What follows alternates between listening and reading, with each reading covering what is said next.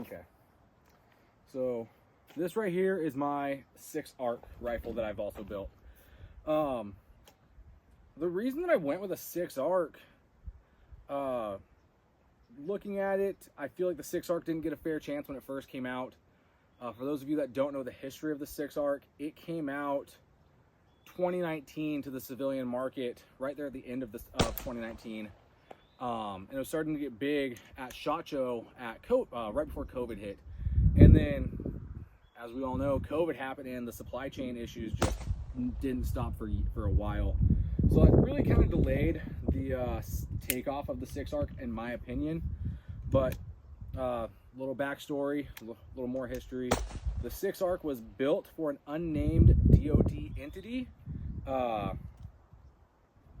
and they wanted a caliber that you could drop in to your regular M4 platform for the military, AR-15s for us.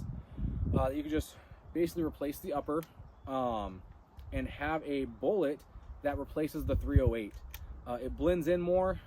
It looks just like your regular AR-15 or for the military M4, but it let them shoot at long ranges. Over in Afghanistan, well, I never served, but from everything that I've read and studied on the war, it was a lot more long-range engagements. So they wanted something that was lighter. You could carry more rounds. It could make hits on target just as effectively, maybe not with as much power as a 308, because you're shooting a 108 grain bullet in the 6 ARC versus a 175 or 168 grain bullet with a 308. So there's a little bit less energy on target, but external ballistics, it's a very efficient round, so it allowed them to carry a lightweight weapons platform, but still engage at those long-range distances. So that's what I like about it. It fits in an AR-15 package, and in theory replaces DMR 308. I have demonstrated in the past I can get hits at 500 yards with this super easily, and that's about the extent of my range as of right now. But that's very easy to make hits on. It bucks the wind really easy. It's not as affected by wind as some other calibers, and especially compared to an AR-15 to your traditional 5.56 ammo. So starting tip to butt, I just have a cheap Strike Industries J-Comp on here. Little flash hider, 2-port muzzle brake with 2 holes drilled at the top to help reduce muzzle rise.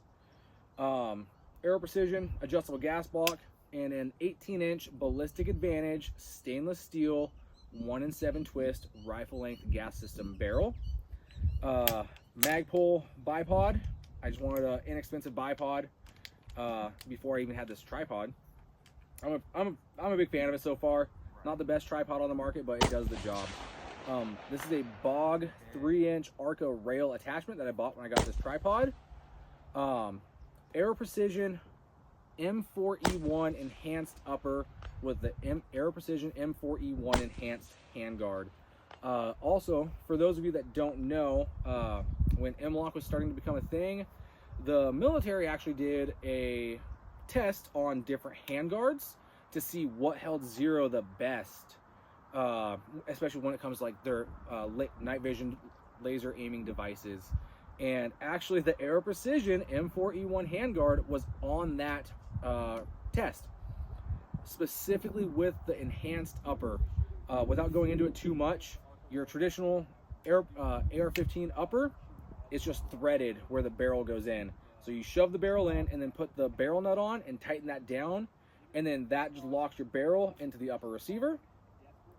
And then that's kind of like a heat sink for your handguard, and everything's it's just kind of touching. It's as close to a free float system as an AR-15 can get, or that's almost as close as it can get. An actual Aero Precision M4E1, the handguard does not attach to the barrel nut. The handguard attaches to the upper receiver.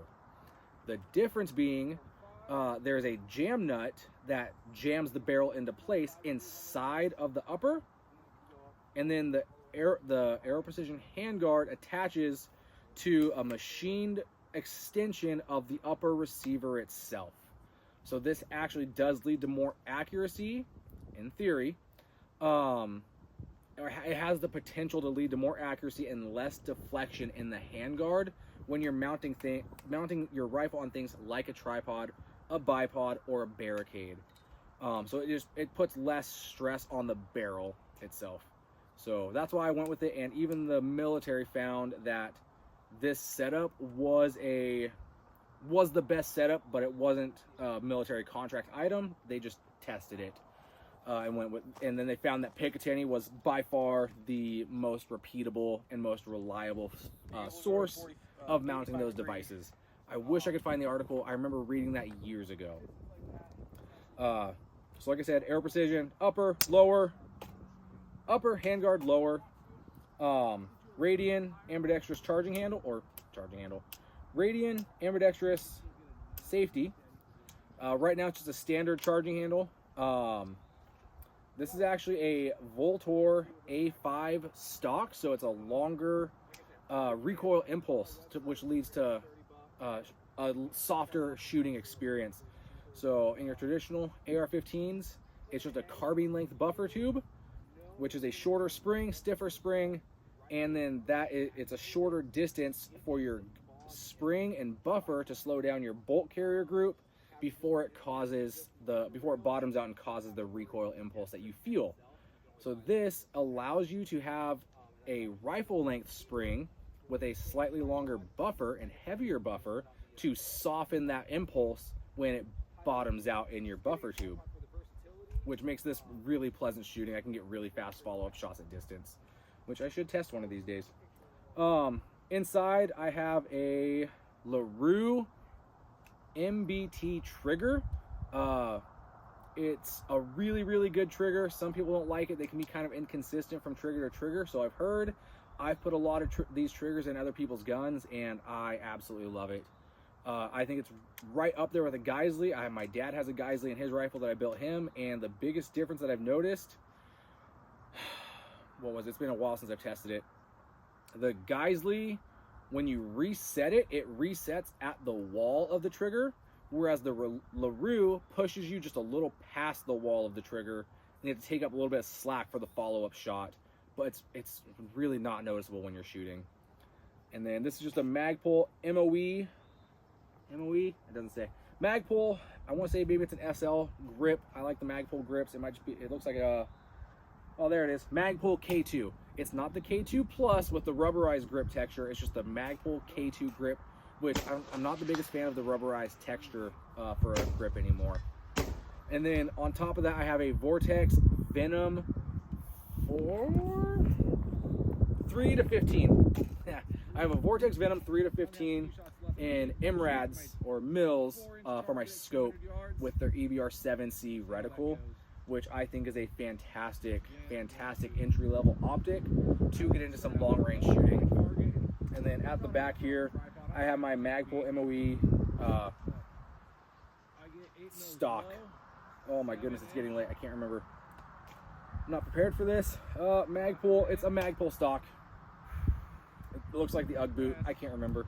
So that is my 6-ARC build. I actually will be taking this deer hunting here in the coming months, and I'll be loading it up and doing some accuracy testing with the Hornady ELDX bullets.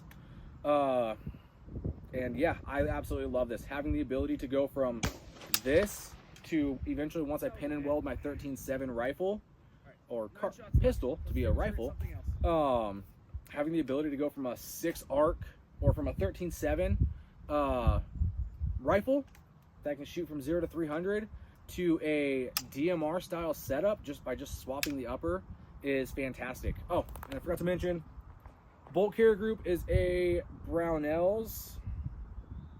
No, it's a CMMG bolt carrier group, if I remember right. It's either CMMG or Brownells. I ordered it and then they were out of stock, so they sent me the other. But I've had no issues with it so far. I don't run it too hard. I have a little over 200 rounds through it at this point. And if you ask me, I think going with a 6-ARC is a fantastic option to get into longer range shooting. Especially if you're like me and trying to save some money. If you just have an upper laying around that you don't use anymore, don't be afraid to take it apart. And all the 6-ARC replaces, it replaces your magazine. It's a different magazine. It replaces your bolt carrier group. and it replaces your barrel. And then it's a 30 cal muzzle device, different gas system.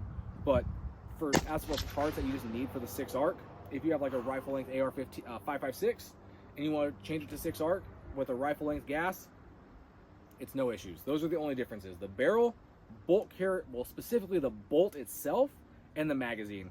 6 ARC versus 5.56. If you have an upper that you just have laying around that you're not shooting anymore and you want to change it up a little bit, you buy a new barrel and a muzzle device and the gas system if it's not the same already. You buy different magazines and a different bolt. You can use the same bolt carrier group if you want, or you just buy a whole new bolt carrier group itself, your call. Barrel, bolt, magazines. That's all you need to change if you can rebuild your AR-15s yourself. So I hope you enjoyed this. If you have any questions, feel free to ask. The tripod can be found on my website. Barrels, handguards, receivers, stocks, anything you need can be found at eliasdefensegroup.com.